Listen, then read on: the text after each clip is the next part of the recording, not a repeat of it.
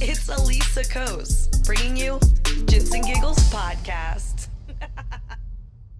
All right, Dom Bell, aka Dubious Dom. Thank you for joining me at Jits and Giggles. Of course. Thanks for having me, Elisa. Okay, so I wanted to give a little introduction in case anybody doesn't know you. I'm sure I'm going to miss a lot of your accolades, but okay.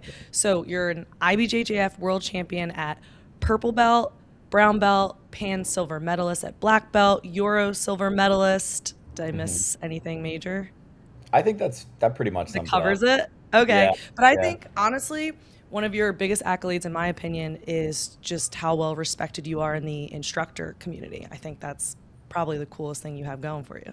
yeah. I would agree. Right. Yeah. Yeah. So before we get into that, I just wanted to start from the beginning. So you're a black belt under Andre Galvao out of Atos originally. Where are you right now?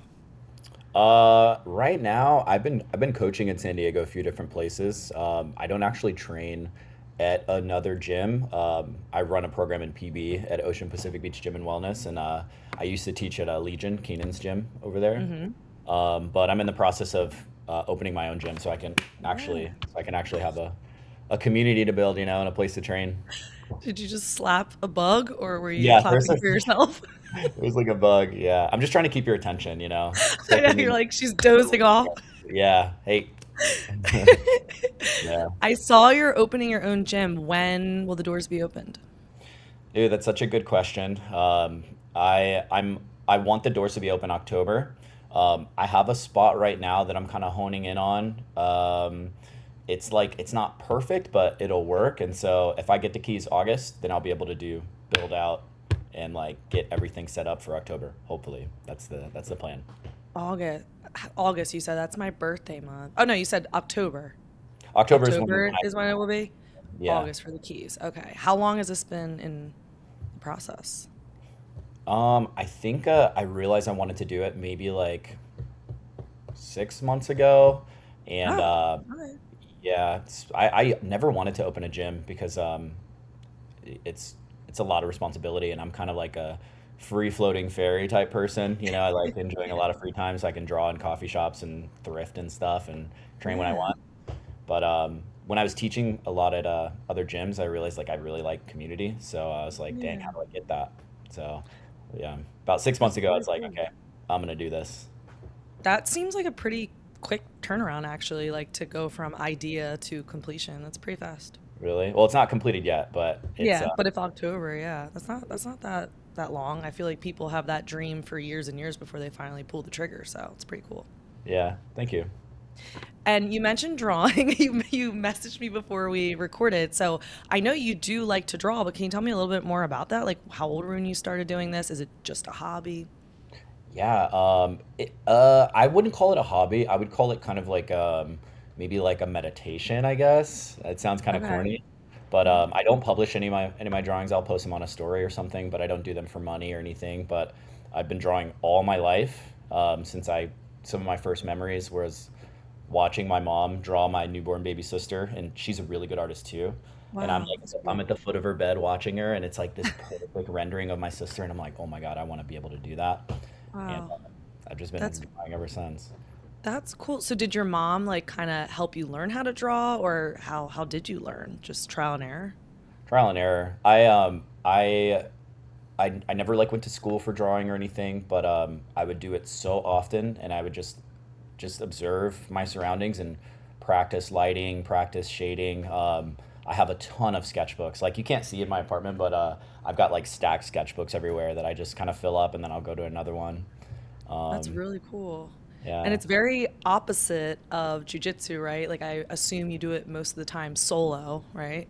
hmm Do you feel like it kind of like I don't know, gives you an outlet that's different from jujitsu? Like you're always around people, whether you're coaching or you're teaching. Do you like just having a hobby where you could just be alone and be a little bit more at peace, I guess? Absolutely. I think jujitsu scratches a different itch. It's like Yeah. meditation through movement, you know? Mm-hmm. And I feel like all of them kind of do the same thing that create that feel good. It's like you kind of pull yourself out of constantly thinking about the future and the past, and you're just right there in the moment. And with jujitsu, it's through like moving, making decisions, being creative. But with drawing, it's like you're very much in your own world, and you're for me, it's practicing the skill of observing and then rendering Hmm. what I see versus what I think I see. Yeah. And so it requires a lot of focus, and so it just kind of quiets everything, and then you get to look at a drawing after, so that's kind of nice. Yeah, that's awesome. Honestly, I feel like I'm similar. Like I love jujitsu, and like you said, it scratches a certain itch. But then sometimes I feel like I'm around people all the time, and I need to be isolated. So Yeah. I started taking piano lessons, and for me, I like just being able to practice in full isolation. Like I need that Yeah. time to myself. Okay, So I have a question for you. I know this yeah, is you're interviewing me, but I have a question. go for it. When you start something new, like a new skill or endeavor, do you have like a visualization of future Elisa that can do something or like use it in some way? Like you get into surfing and you picture yourself barreling, and that's kind of what pulls you forward, or you do you motivate differently? No, I would say pretty much what you just said.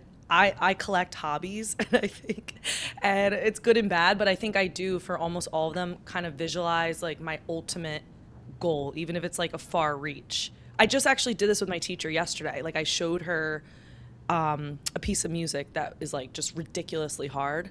And I was Mhm. like, "Do you think I could ever play this?" And she's like, "Yeah, probably in like about a year." And that's not the only reason I do it to get to that goal, but it does motivate me to be like, wow, like one day, instead of just learning like the basics, maybe I'll be able to play this. And that motivates me. Yeah. Okay, I see. Yeah, What about hitting up you? checkpoints in your skill acquisition. I think so. Yeah. Yeah. I'm definitely uh I'll just give you an example and you'll understand. So, I got into piano when I was in my 20s. Oh, Uh, okay. I actually so didn't know that about you.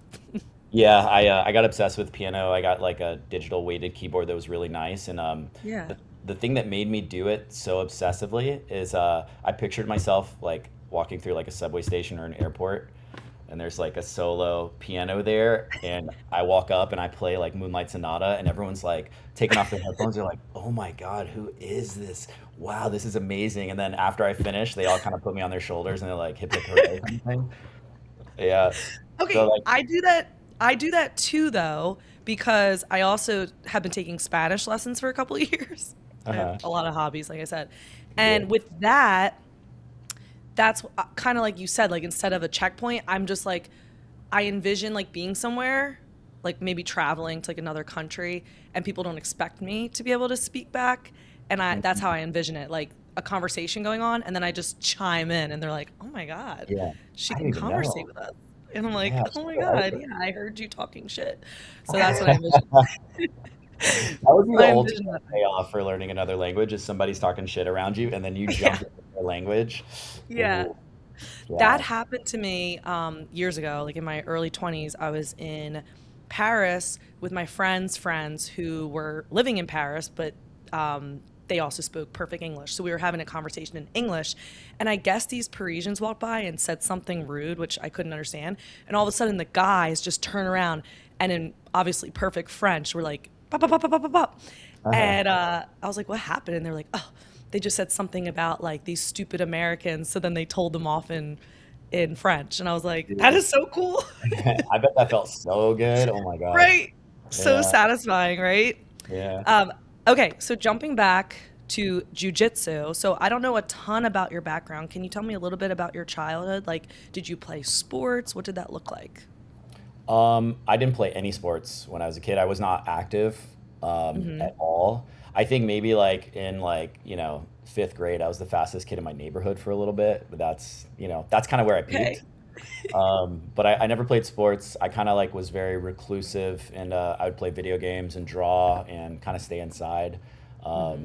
I grew up in kind of um, like unfavorable area, so I wouldn't really want to Hmm. go outside that often. I was just either in the library or I was in my own home drawing and All right. playing video games, and yeah, Yeah. I've Was never really this like moved around much. was this in California though? This was in Florida. I'm from Florida. Oh, you're from Florida. Okay, I didn't know Yeah, that. Okay, there we yeah. go. What South area of Florida? Southwest Florida. I'm from Fort Myers. Okay, so you were in Florida, you were playing video games. That is where Dubious Dom, the name came from. Is that right? How did you know that? I did my research. I didn't know you were in Florida though, so. You sleuth. What? How did you? Where did I even say that? Oh my gosh. So tell me about that. How did you come up with the name?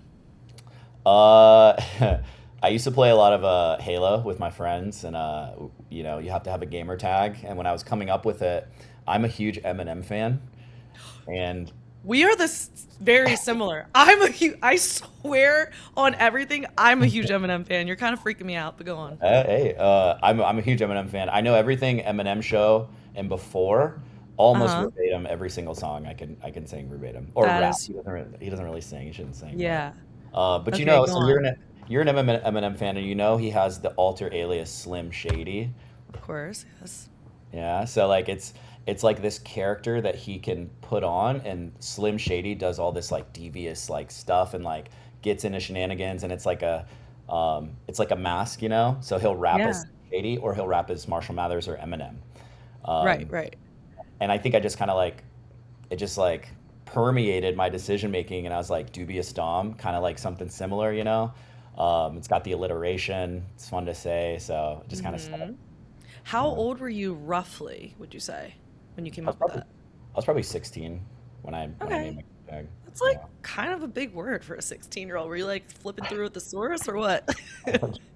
I don't know. I think I've always been into communications. I'm constantly like testing my vocabulary. I probably come off super pretentious, but like I think it's a reason that I like teaching is I'm if I communicate something from my brain to yours, I want it to be exactly what I mean. So I'm constantly pulling in new words that fit a definition, and I've always been that way. I used to read a lot when I was a kid, but I think it's just more absorbing for communication. I just like communication. Okay, hold that thought because I want to circle back to that when we talk about teaching. Hmm. But let's go back to gamer Dom, okay? Hmm. Slim Shady. Yeah. How how did we get to jujitsu? What was your first introduction to jujitsu and how did you end up doing that? You have no athletic really background.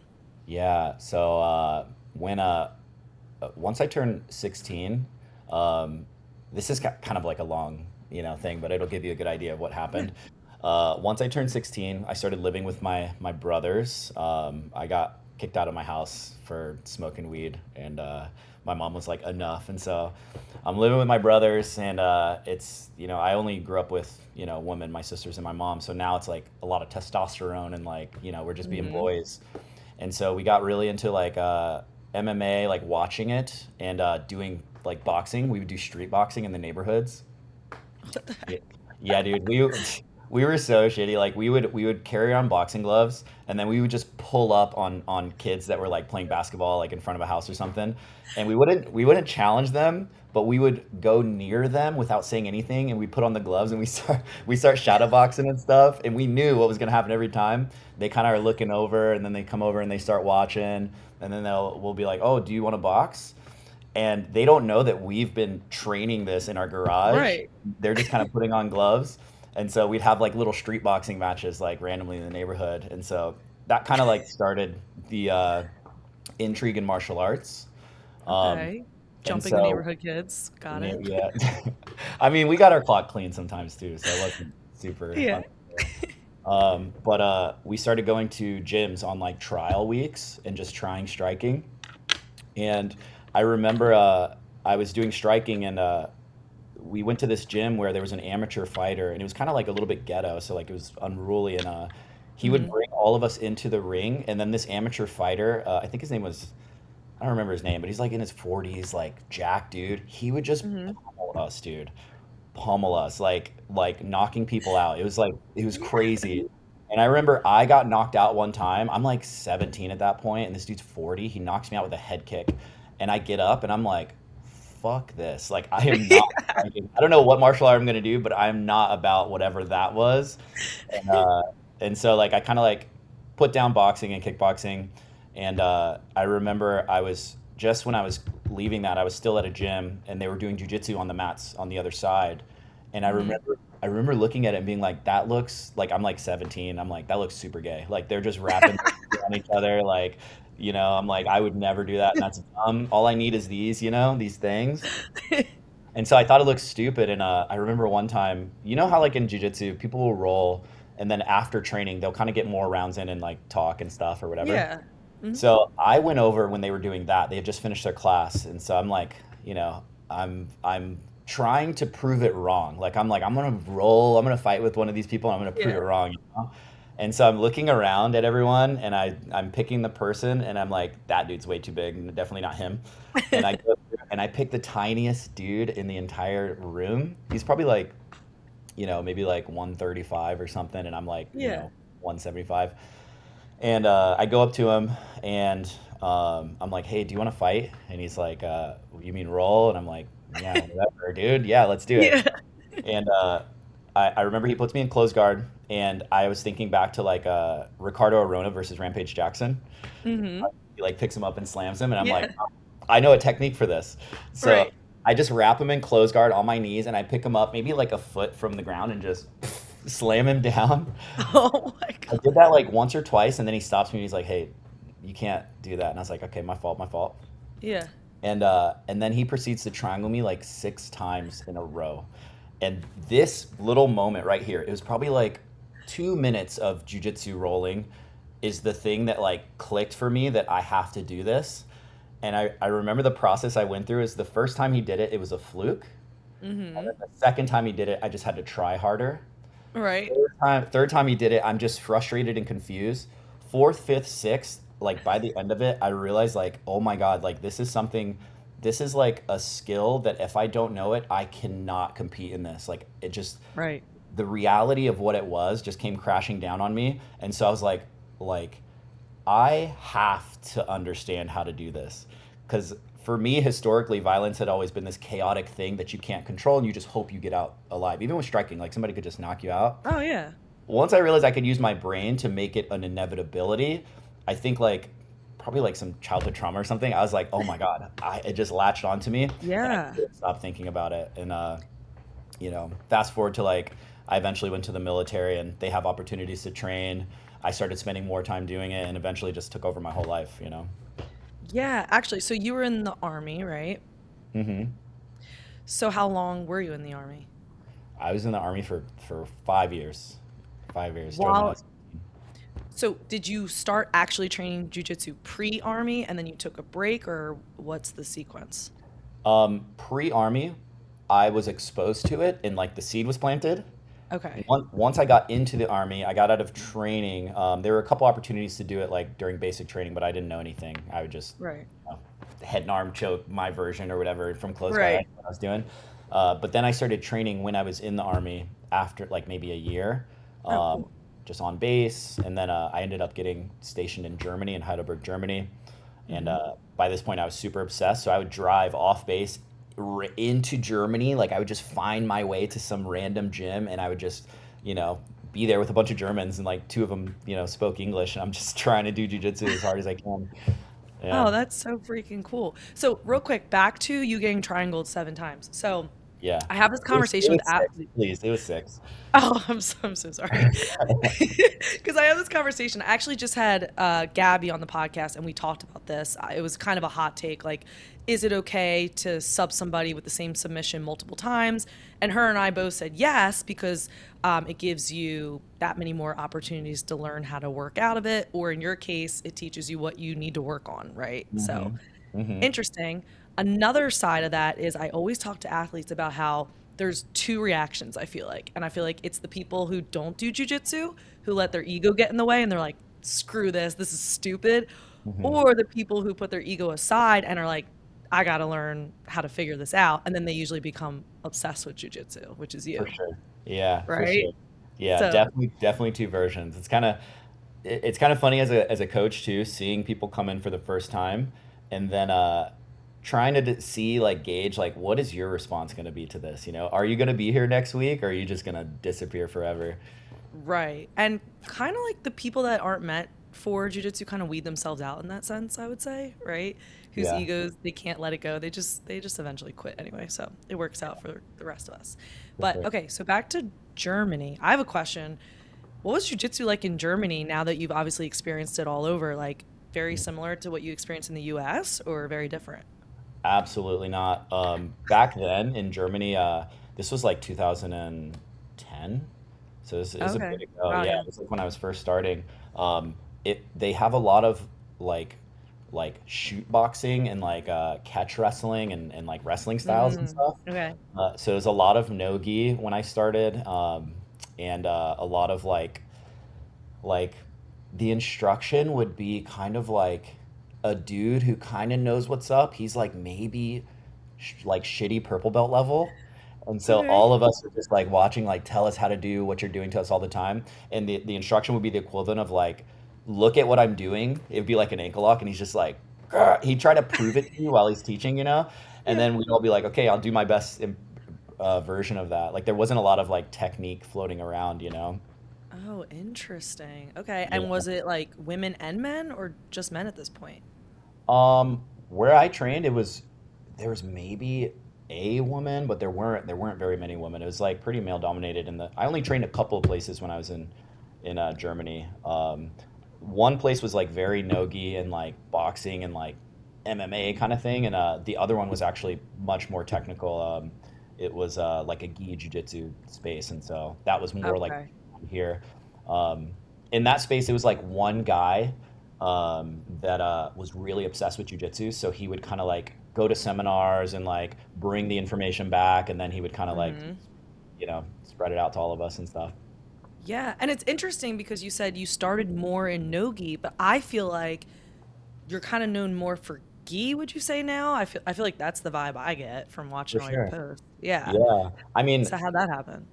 well, I started I started with no gi because I tried gi and I hated that I sucked at it. Same, yeah. Hmm. Yeah, and when I would do nogi, like a guy could be really good, but like I could just kind of birth myself out of bad positions. You know what I mean? Hmm. And Yeah. so it felt like I could hang, and so I lean more towards nogi. But after a while, gi grew on me because there's just more to do. There's like the toy box is bigger, you know, Yeah. and I felt like after a certain point, like I'm okay. I'm doing this martial art to learn how to fight or whatever, like defend myself. Once you get to like, if you're serious about it, once you get to about blue belt, if somebody doesn't know jujitsu, like you're good. You know, Yeah, they don't you've even know what cleared an the bar. underhook is. You know, Yeah. so in my mind, like after that point, I'm like, I just want it to be fun. Like I want to. I've already got the self defense part. You know, so gi just made sense. It was just more creative. Like you can express yourself more, in my opinion. You know. For sure. I feel like I'm at that point. I'm about 4 years in, and kind of like you just said, with Nogi, I can get away with a lot more. I can get away with more mistakes, I would say, by just like relying a little bit more on athleticism versus technique. And then Yeah. when I go and take a gi class every once in a while, I'm like, damn, I suck. And I'm like, white belts are giving me a hard time. So Yeah. I've like promised myself that I'm going to start doing more gi. I actually took Rosie's gi seminar, and that was actually probably one of the first times in years that I actually enjoyed learning the gi. So Nice. thanks, Rosie. Do you think? Shout out Rosie. She's a great instructor, dude. She I, is, yeah. I just went to her class last night. I brought my girlfriend over there, and she just started training. So Hmm. it was cool to like be like see Rosie teaching again because I haven't really been able to see her teach for a while, and then have my girlfriend rolling with me and just experiencing the whole thing. So Rosie's the best. Yeah, she like breaks it down in a way that I was like, okay, I can comprehend this. Thank you. yeah. The instructor is so important. Yeah, which it's a good segue. I want to get into that. So going back to what you said a little bit ago, you were talking about how you teach and had something you were talking about like communication wise and how you kind of are very specific about the way you want to communicate your teachings to your students. I wanted to get into that because you are super good at that. Like watching your videos, like you explain in such a concise way that even the most beginner person can understand. So is there like a template you follow, or what do you kind of what are you visualizing when you're making your technique videos to make it easily comprehensible? Mm. I think with the videos, I think about the audience. So it's somebody Mhm. scrolling, they're on the toilet, you don't have their attention for Right. more than a second. So I True. try to think of something that is not curriculum based. It's more like, here's a problem you may have and recognize right away, and here's like the most important things that will make it work without muddling the information, like with Yeah. speaking and adding too much, or like the clarity of the video isn't there. I think I can just like kind of understand like what do they need to see and know for this to be applicable if they watched the video and studied it. Um, Hmm. I feel like teaching on short form content is so much different than teaching in person, obviously, because y- like in person they're a captive audience. Like they want your attention, but like online, like you're competing with like a funny dog video. Yeah. I'm swipe away. So you got to treat it that way. If you want to get the information to them, you kind of have to package the value a certain way, and only give them enough that it's like a bite size. You know what I mean? Yeah. And I kind of talked to Rosie about this because you both obviously do similar. How, like, did you immediately know that your page was going to blow up? Like, was that the goal, or did it just happen randomly when you started posting? It just happened. I didn't know. The only thing I knew is that I'm gonna post every day for 60 days because I'm injured. I Mm, need to okay. create something. I just want to see what would happen, and I have a lot of like techniques and like solutions to problems in my head. So it's very easy for me to be like, okay, today I'm just gonna go over the stuff that I do from here, slice it all up, and then Right. film off the day. But Yeah. once I started doing it and I started getting traction, then the validation is there. So I'm like, oh, what I'm doing, people like. So Right. let me keep growing in that direction. Are you like very disciplined about it? Like, do you sit down and you're like, okay, this week I'm gonna do these 7 videos and this is what they're gonna be? Or is it like every day you just think of a new idea randomly? Oh no, I'm not organized with it at all. I don't know if it looks like that from the outside, but I'm very type B and very like passion driven. Like if something feels really good, then I lean into it. Uh, Mm-hmm. but I think I've done a content calendar like once in my life. I'm more I teach usually based off of what I'm seeing when I'm rolling with my students or I'm rolling myself. So I'll teach my class and I'll notice a trend of like, okay, people don't really know what to do from here at this skill level. So I'll just take my students as a sample size of like everybody who's watching content on social media, and I'll be like, hey, y'all probably have this same problem, because Yeah. it's we all doing the same thing, and then I'll try to solve it for them. Or if I'm stoked about something, like if I'm training a lot and I'm like, dang, this is really fun to explore, then I'll kind of nourish the people that are more skilled by teaching to like what I like to do. That makes sense. Yeah, I was gonna say, do you ever, because I coach kids, do you ever kind of like visualize yourself? I know it's been a while for you, but do you ever visualize yourself learning as a white belt? And like I'll do this when I'm teaching kids. I'll be like, I remember this was difficult for me to comprehend, so let me make sure I don't skip that detail. Do you ever do that? 100%. 100%. I think remembering what it was like to be brand new and talking to that person is huge. Yeah. But also like remembering not only what it was like to try to do the movements, but to try to learn.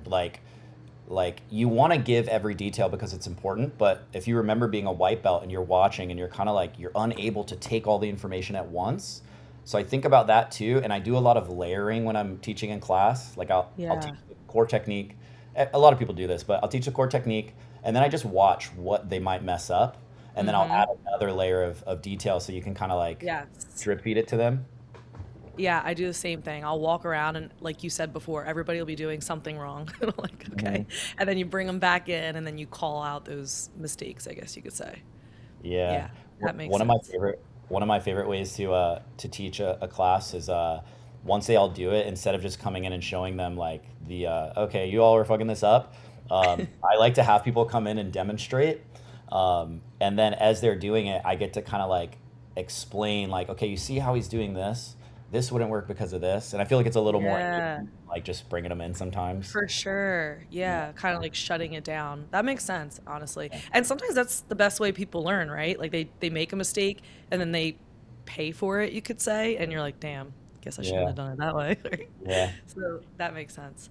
Yeah. Um, Going back to Germany, you started training. I just want to get to the point, like, when were you like, I think I can make a career out of this? Or did that moment even ever happen? It did. There was one moment in particular that kind of switched it for me from like this is something I like to do to this is something I could do for subsistence in my life. Yeah. Um, I was a purple belt. I was in South Carolina, stationed at an Air Force base, and I was training at a place in Irmo. So I was training all the time. I just wasn't taking it seriously in the sense of like I could do this as a career. I was going to go to the White House and kind of work in calms and stuff. But do you know Sean Roberts? I don't think so. Tell me more. Maybe I do. Sean Roberts, he was in the I circuit back in Google it. the day. Yeah. He's known for like the giggler sweep. I don't know if you've ever heard of that. No, I haven't. You should. It's a six sweep. Okay. Um, Is this gi or no gi? this is gi. This is gi. Oh, that's Yeah, why. but it works in nogi too. But Okay. y'all don't really do stuff like that because nogi is just kind of you guys just get sweaty and writhe. So, that's those are the two techniques in nogi: You're sweat, right. writhe. You hate no gi now? I don't believe No, it. I love nogi, but I'm writhing and I'm sweating and I'm like, this is what it is, I guess. It is, yeah. It makes knee cuts like that much easier though when you're sweaty. I'm just saying. It does. It does. No, I like nogi. I train mostly nogi nowadays, actually. So Oh, I yeah, wouldn't think that. yeah. Okay, good to Just know. But anyway, Sean Roberts. Tell me. He was, I'm he googling was, him. yeah. Look him up. Look him up. He's a really good competitor back in the day. He fought like Rodolfo Vieira. He's fought all the best back in his day. Okay. But he came and taught a seminar at the gym I was training at, and I remember I'd never had a competitor gone to a competitor seminar. It was always these old like Brazilian dudes that would just promote a bunch of people and then leave and not roll with anybody. Familiar, yep. Yeah, that's how I got my blue belt. I didn't even train in the gi, and he's like, "You've earned this." I'm like, I don't even know how to tie this, dude. But You're like, I'll take it. yeah, sure, fuck it. Um, but Sean came to our gym and he taught a seminar, and then after he rolled with everyone, and I Yeah. remember like I was competing a lot at the time, and I'm like, I have to prove myself, dude. Like I'm gonna give everything to this role, even if I die. And so we slap and bump, and Elisa, I'm like frothing at the mouth, eyes rolled in the back of my head, going as hard as I can until I'm about to pass out. And now doing seminars. I know people hate that, but I I also was just gonna say that. Yeah. I get it. Like I get it. I can't be mad at him. Like I get it. Yeah. But after the role, he just dispenses me like it's like a kung fu movie. Like so easy. Just fucks me up. And after is like 2 weeks later, he messaged me, and he said, "Hey Dom, I think you're really good. I think you have a lot of potential. If you want to come out to California, stay with me for 2 weeks and try this type of training and see if you like it. You can stay with me for 6 months for free and like train with me. Just be one of my training partners." So he kind of scouted me, and Wow. I had never had that validation externally from somebody who's already doing that. Right. And so I was like, dang, maybe I'm kind of doing something over here. So I took him up on it and went out there, started training. And I was training at La Habra in Checkbat. Yep. It's in, yeah, it's in La Habra. But training with Lucas Leitch and his team over there. And I remember my goal when I was going was I want to see what the work ethic is, what the pace is, and what is required. So I'm Yeah. watching everybody else, including Sean, like how he's training and stuff. And I'm just trying to compare, like, what would it be like for me to do this? And I remember waking up one morning after we had trained. We're training hard as fuck, dude. And I'm like anxious. I'm like, let's go, let's do it. And he's like getting out of bed. He's like, you want to train again today? And I was like, oh yeah, I do, dude. I want to train way more than this. And I was like, all right. And so after that, I was like, okay, I can do this. Like the discipline I've learned from the military, like my Right. physicality, my technique, I can do this. And so yeah, after that, it was a wrap. Wow. Yeah, I didn't end up going with Sean because he was a newlywed at the time, and his wife didn't want some random fucking, Kind of mixed makes sense. thing in her apartment. But yeah, But you ended up just staying out in California, I assume, since that opportunity. yeah. I went back to Wow. South Carolina, and then I was gonna get out like in like 6 months, and immediately I started like I went on a jiu-jitsu mecca to like I went to New York to train at a bunch of places. I trained at Marcelo's, Half Gracie's, Vitor's, just trying everything. And Yeah. then I decided on Autos because I saw this video. They were just a powerhouse team, but I saw Yeah. this video about Andre who was talking about how they treat the competitors, and he was one thing that stood out is they feed or nourish all the belt levels. So like if you're a blue belt, purple, white belt too, if you're blue belt, purple belt, brown belt, they put a lot of energy into you as well. And everywhere I had trained before kind of like favored the black belts. Of course. Yeah. Yeah. and they had Keenan and like JT and like all these good people. So I was like, I'm just gonna. I really was like, my method was, if I'm gonna do this, I'm just gonna find people that have done it, and I'm gonna ask them about their technique. I'm gonna ask them about their process, and I'm gonna adopt whatever I can. Um, Yeah. and as soon as I What got out of the belt were army, you? I was a purple belt. You're purple. I was a Okay. purple belt. Yeah. Yeah. Yeah. As soon as I got out of the army, I packed all my stuff in my Impala, and me and my girlfriend at the time drove straight across the country, and I was at Cool. Autos the very next day. Wow. That's Yeah. and you were there for a long time, right? Up until recent? Yeah. I think I stopped going there maybe like, I want to say like it's 2026. It was like maybe right after like 2022, Oh, 2021, okay. 2022. Yeah. So it's been Okay, like yeah. 4 years or so. Yeah, so you were there for quite a minute. And I was going to ask you about the army. You already kind of answered my question about it like giving you that discipline, but digging into that a little bit more, yeah, it sounds like obviously the army gave you that discipline. Anything else you feel like you learned from the army that kind of overlapped in your competitive world? Um, it was the two things that helped me the most was discipline, the power of Hmm. discipline. I Yeah. had never learned as a young man like what discipline could do, or like having an urge to snooze. Like if I don't snooze and I accomplish something, it's greater than the discomfort. I couldn't conceptualize that. Um, and then the other thing is doing things even though you're very uncomfortable, learning that I'm capable of it. The army was basic training was fucking great for teaching me that, dude. They did some crazy shit to us in basic training where after I was done, I was like, I can't believe I did that. That sucked more than anything I've ever done, and I'm actually alive. This is crazy, Right. you know? Right. That would Yeah, definitely help in the yeah, jujitsu world, which I yeah. also wanted to get into. So you've kind of done it all. You've made it a career, right? You've done it. For those that are coming up and want to make a career out of jujitsu, I feel like there's a lot of controversy on honestly whether it's possible or not anymore. Can you kind of talk or speak a little bit to the difficulties of going from being an active competitor to making it a career? Like, what if somebody was asking you, what does it take to make a career out of this sport? Mm. Um, I think it depends on what your definition of that career is. I think if Hmm. your definition is I'm going to be the best in the world, that is very difficult. Like to be a guy like Kainon and be subsisting just from sponsorships and like brand deals Yeah. and stuff like that, that's hard unless you're a kid, basically. Unless Yeah. you just got born and you jump into jujitsu, yeah, it's Yeah. gonna be hard to reach that level. Yeah. If you want to be as good as you can and then make money only doing jujitsu, that is super approachable. Um, I think the first thing I would say is building parallel skills while you're getting good at jujitsu. So Hmm. understanding how to market yourself, how to teach jujitsu, how to connect with people and network. All of these things, most people that go full fledged into jujitsu never learn. And then when it's time to actually make money from it and keep it as a part of your life, you have to catch up, you know? Um, Yes. yeah, and I would also say like you don't need to be really good at jujitsu to make a living off of it. As long as you understand, like if you want to start a gym, being a good business person, understanding that skill, you're good with people. Those are the things that are going to take you the furthest, in my opinion. So it's like two paths. It's like Yeah.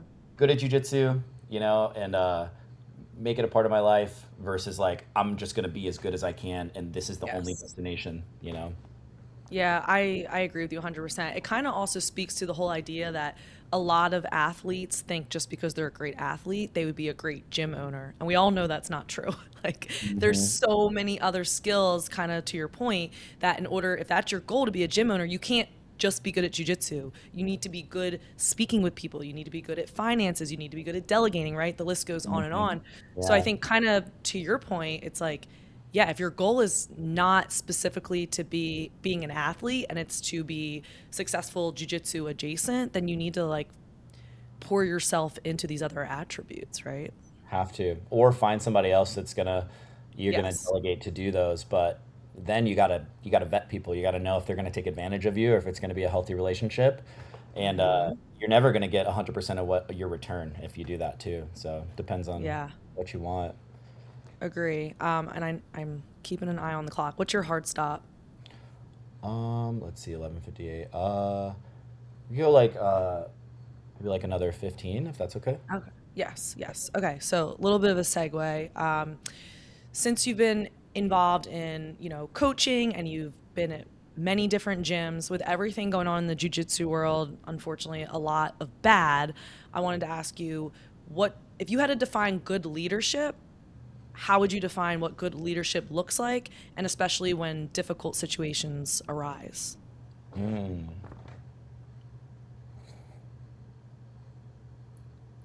I would say good leadership first, as far as difficult situations, is standing by your ethics and morals when some kind of conflict arises. So, like, say there's like something happens in your gym where a student who's like your favorite, makes a big offense against like another student, uh, Hmm. not putting that kind of like clickiness or like favoritism above like these are my ethics and morals and like to keep Yeah. this community intact, that's going to be my pillar. Hmm. And then taking action against the person and you know not the victim, I Yeah. guess.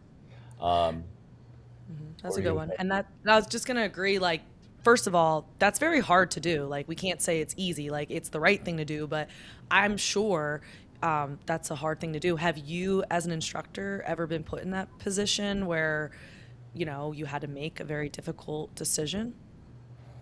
Thankfully not anything dramatic, like really, really big, but I've have had situations where students have been inappropriate with other students, Mm. particularly like male to female students. Mm-hmm. And I've known the male students more than the female students. And for me, it was just like first hearing the female student and understanding what happened, and then pulling aside the male student and like talking to them and trying to understand what happened from their perspective too. And Mm-hmm. then I basically told the person like this, what you're doing is not welcome in this space. If you do it again, you're not going to be able to train. Not publicly shaming the person, but Yeah, making sure that they knew that wasn't okay, and like you know just standing up for people that are a member of your community, like treating absolutely. every person that's a member of your community equally, and just trying to keep the space healthy for every single person, basically. You know. Absolutely. And that's a very respectable characteristic. Um, okay, moving on. Hidden talents. I wouldn't say drawing's a hidden talent because it sounds like, you're pretty open about that, but anything we wouldn't know about you? Any hidden talents? Hidden talents, hidden talents. Piano's one because I didn't know that about you. Yeah, piano is one. I haven't played in a long time, but I could probably figure something out. Hidden talents. Hmm. Can I think on that for a second? Think on it. I should have probably sent you these up front, but I kind of like the element of surprise. Okay, next question. What athlete that you've met over the years surprised you after meeting them, either in a good or in a bad way? Hmm. I think that the athlete that surprised me the most was when I first met Kainan Duarte. Duarte, yeah. Yeah, he came to Atos as a just a baby face purple belt, and we have so many people that would come in and kind of churn through, and then they'd leave. Yeah. And I roll with him, and like I was a brown belt at the time, and he's in a new space, and I'm like, all right, Jim, like I'm about to show you the ropes, and like I'm rolling with him like Yeah. really hard, and he's kind of getting his feet wet, so I'm like winning the rounds, Yeah. and feeling how good he got, how quickly he got like skill. I was like, oh my gosh, like this dude is insanely good. Like my memories of ever beating him as a brown belt, a purple belt are almost hilarious to me now. Cause like That's he's so just funny. gotten to like star status, dude. So every time I see him, I always think about that. I'm like, dude, people can surprise you. Like, you For know, sure. yeah. I have a Kynan story.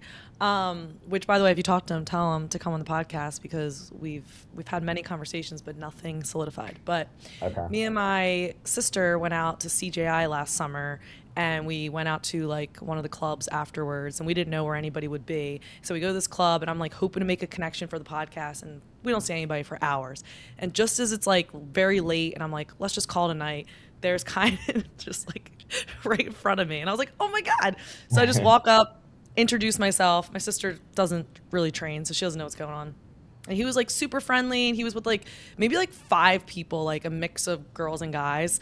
And he was so friendly, and the girls were so friendly. And we ended up literally spending the rest of the night together and just like having great conversation. We went and got food together. They gave us a ride. Like we ended up having like the coolest night. They were just such a nice, sweet group of people, but it was so random because I met him like literally that night alone. He's Yeah, a cool person. that's super random, dude.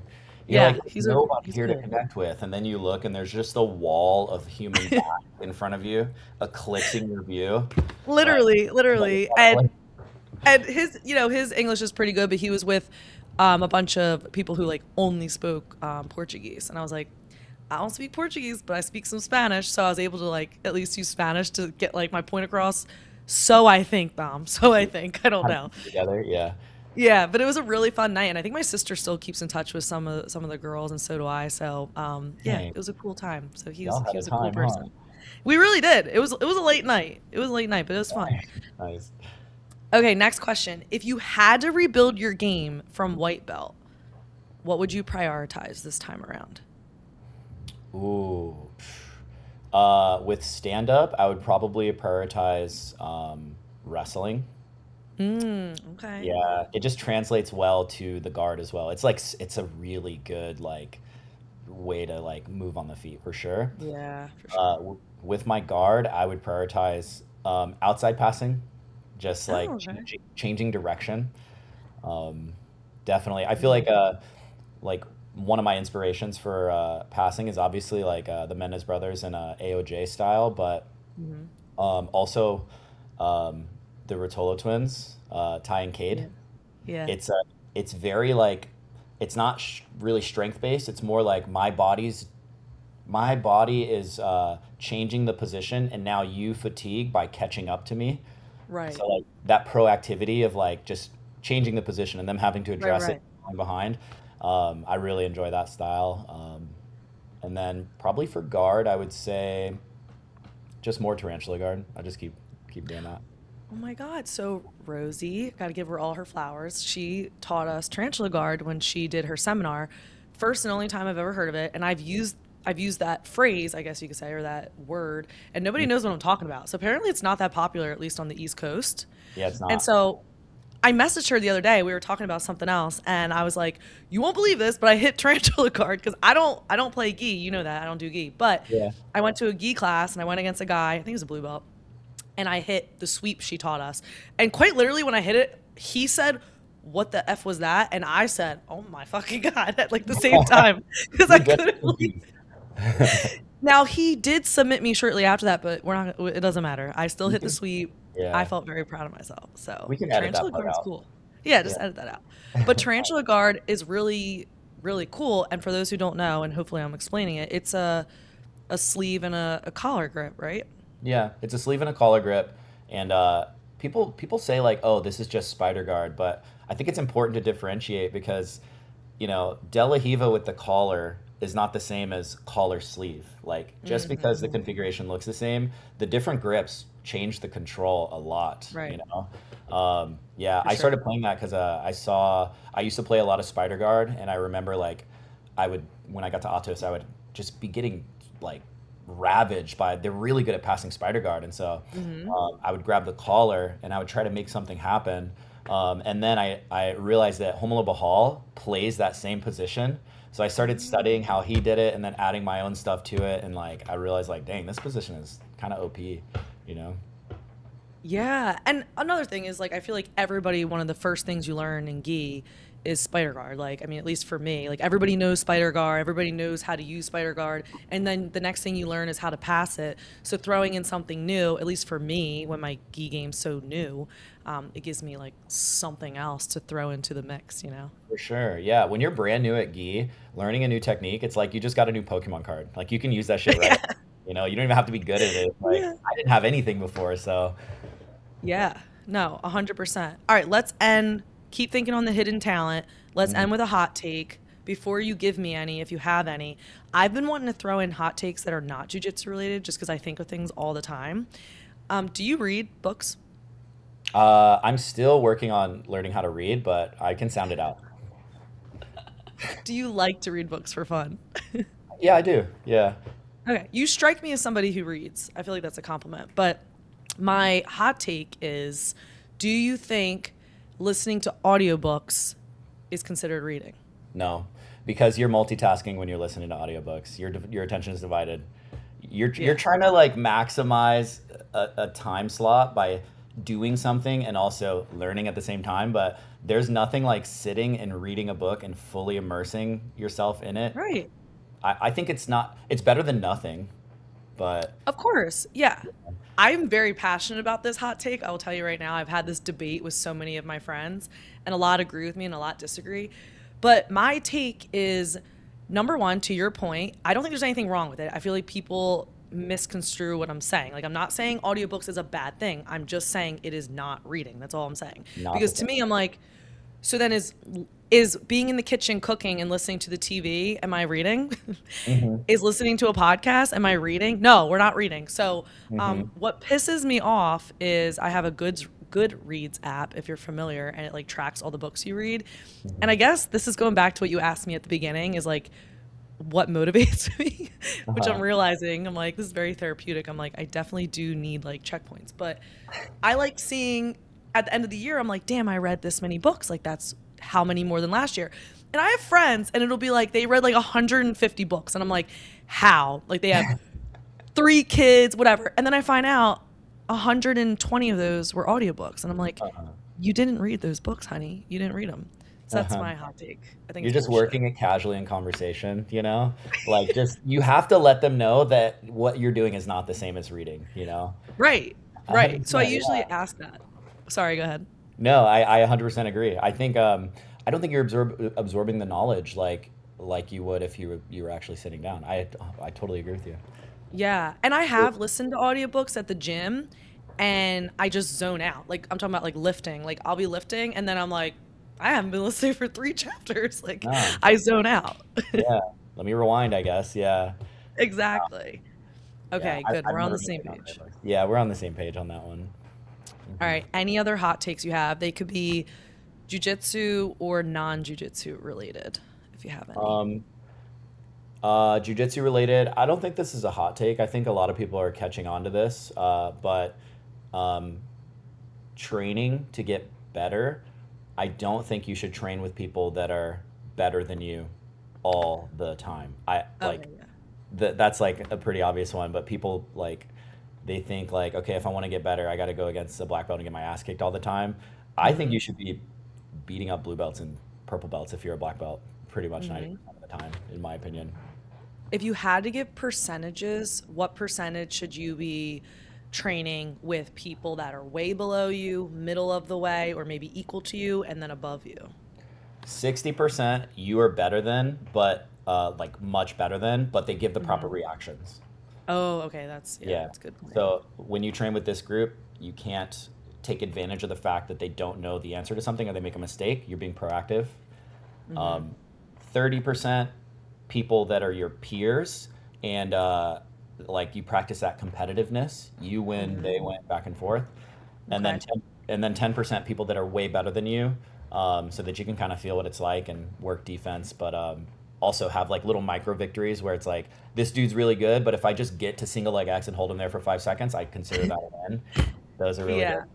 And Yeah. I think you specifying that they have the right answers is actually important because I think we all know somebody who is a good athlete and chooses to go against the person in class that has no idea what's going on and just like beats the crap out of him. Sometimes they'll go as far as posting it as a highlight and it's like good for you that you like beat someone up that like has no clue what you're even doing, right? For sure, for sure. Highlighting your teammates is why I've Crazy. definitely done it before, but it doesn't feel good.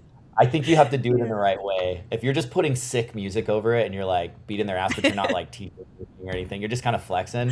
I don't know. That's an Yeah. interesting thing. Yeah. What if it's not just your teammates, but it's your student? Your Does that make it student, worse? I think it depends on how you're doing it. Like, if it's funny, like if you're doing it and it's funny and it's like in good spirit, I think that's one thing. If you're Yeah. demonstrating a technique, that's another thing. But if you're doing it just because you want to be like, I'm a savage, look at what I'm doing, that's the third one that's like, Yeah. interesting, you know? Right. So, Yeah. similar story, real quick. We have a guy in my gym who is a purple belt, and he buggy chokes everybody. And like none of us really buggy choke. It's like a smaller family gym, and so everybody knows he buggy chokes, and none of us like settle in side control. And we have a newish white belt come in, and is like inside control and gets buggy choked, but he has the best sense of humor, this white belt, like so funny. And so he gets buggy choked and he just like stands up and he looks at the purple belt and he goes, wow, you should be so proud of yourself for buggy choking a white belt. Just walks Yes. away. Yes. Fucking mic drop, dude. I love And we that. all like the purple belt like thought it was like the funniest thing, like told us the story, and I was like, that's the way to handle it. That's epic. Hell yeah. Hell yeah. I like that. Dang. Any other hot takes you have? Okay, hot take. I thought you were about to ask me about the hidden talent because I just thought of it. Oh, okay, go for that. Go ahead, switch gears. What is it? Not really a hidden talent. Well, I guess it's a hidden talent, but I am really into like thrifting and fashion and style. Oh, you said that. Yeah. Yeah, I'm That's very super into cool. that.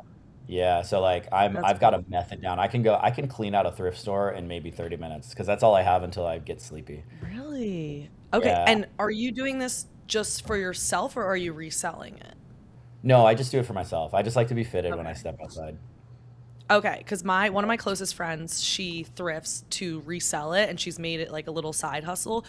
And to me, that's like absolutely my worst nightmare ever. Like the thought of doing that. Like she researches to see, what's valuable, and then she has to mail Of it to every speaking. So individual enjoy person. the I'm rest like, of our that's conversation. actually my nightmare, but she loves it and she can get through a thrift store in a couple hours like you. So, Dang, I don't. Yeah, the logistics of doing that. Like I made journals not too long ago, and maintaining the orders and shipping them out. I'm like, why the fuck did I do this, dude? This it's so right. much work. Hell. More power Hell. But to you're her. just doing it. You're doing it for fashion, which I like. That's more Yeah, fun. I'm just looking for pieces and stuff. Yeah, so that's I something that like I'm that a super lot. into. Yeah. That's a good one. All right. hmm Wrapping up. Anything else? Any other hot takes before? Any other hot takes? I don't think so. I can't think of All any. good? Yeah. Okay, cool. Anything I didn't mention? Anything coming up for you? We talked about your gym opening. Anything else? I don't. Not that I can think of right now. No. Okay, cool. Well, thank you so much for meeting with me after canceling on me for 5 times. Just kidding. Dude, no, come on. Crazy. I'm You just kidding. canceled six, I think. I have to go back and check, but you canceled a bunch. I was getting old, really. We both canceled. Okay, I had to beg him. I had to have Rosie reach out and beg him for me to come on. No, We were just just kidding. busy people, you know. I was too busy listening to audiobooks or reading audiobooks, really. Just reading up a That storm. was my But schedule. seriously, hmm thank you so much. Of Appreciate course. you. Thanks for having me, dude.